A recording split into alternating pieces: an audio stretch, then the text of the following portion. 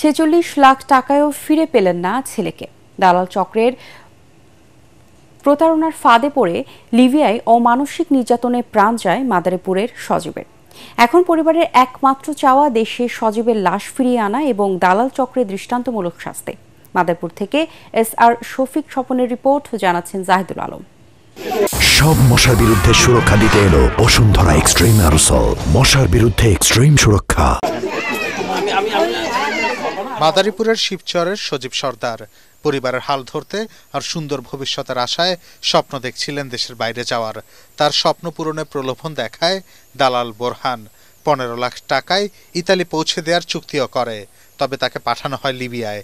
সেখানে অমানসিক নির্যাতন করে মুক্তিপণ হিসেবে সজীবের পরিবার থেকে নেওয়া হয় আরও 31 লাখ টাকা। এরপরেও তার উপর চলে নির্মম নির্যাতন। এক পর্যায়ে গুরুতর অসুস্থ অবস্থায় সজীবকে রাস্তার পাশে ফেলে যায় দালালরা। পরে হাসপাতালে চিকিৎসাধীন অবস্থায় মৃত্যু হয় তার।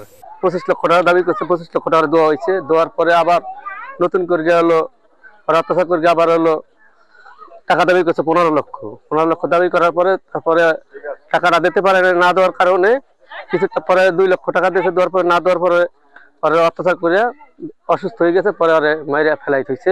আমার পুরো দুনিয়া বিদায় করছে, আমার টাকা হয়ে গেছে। এর আমি বিচার চাই বুরহানের। নিয়ম মারধর করছে, মারধর করিয়া সেই জায়গা তারা দেখে মরিয়া যায়, তারা ছাড়ি দিচ্ছে। এক ঘরে 2 ভাই গেছে, আমাকে টাকা গেল, আমাকে ভাই গেল। ভাই বন্ধু আমার বাচ্চা, ভাই বাচ্চা আমার তাই দে। পুলিশ জানায় এ ব্যাপারে নিহতের পরিবার মামলা দায়ের করলে আইনগত ব্যবস্থা নেওয়া হবে। যারা এই কাজটা করছে তাদের বিরুদ্ধে যেন তাদের পরিবার আমাদের কাছে আসে এবং তার পরিবারের কাছ থেকে আমরা একটা নিয়মিত মামলা রুজু করব। আর আইনগত ব্যবস্থা যে সর্বোচ্চ করার দরকার আমরা এটা করব। সজীবের মৃত্যুর ঘটনায় পরিবার ও এলাকায় নেমে এসেছে শোকের ছায়া। দ্রুত লাশ দেশে এনে দালালদের বিরুদ্ধে কঠোর ব্যবস্থা নেওয়ার আহ্বান স্বজনদের।